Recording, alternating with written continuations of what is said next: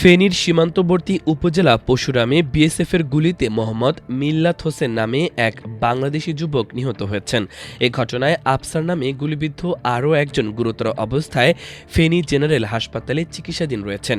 বৃহস্পতিবার রাত 12টার দিকে পৌর এলাকার বাসবদুয়া সীমান্তে এ ঘটনা ঘটে। নিহত মিল্লাত পৌরসভার বাসবদুয়া এলাকার ইউসুফ মিয়ার ছেলে। আহত আফসার একই এলাকার মৃত এয়ার আহমেদের ছেলে। তারা একই এলাকার বাসিন্দা।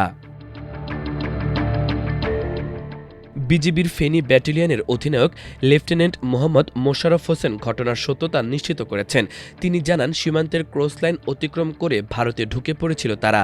তিনি আরও জানান, বিএসএফের গুলিতে সীমান্তে বাংলাদেশি নাগরিক গুলিবিদ্ধ হওয়ার খবর পেয়ে বিজিবি সদস্যরা তাৎক্ষণিক ঘটনাস্থল পরিদর্শন করেছেন। এ বিষয়ে বিজিবির পক্ষ থেকে লিখিত প্রতিবাদ জানানো হবে।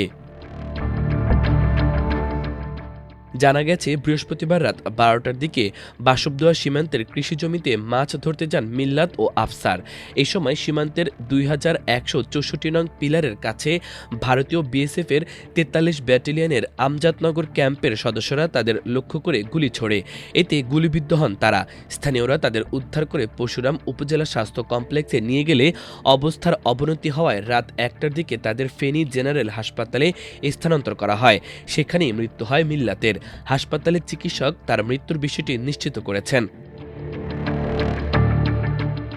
পশুরাম উপজেলা স্বাস্থ্য কমপ্লেক্সের আবাসিক medical officer doctor Iftekhar Hasan Bhuiyan জানান, মিল্লাতের শরীরে 2টি ও আফসারের শরীরে 1টি গুলির চিহ্ন শনাক্ত করা গেছে। মাল্টিমিডিয়া ডেস্ক, আমার দেশ।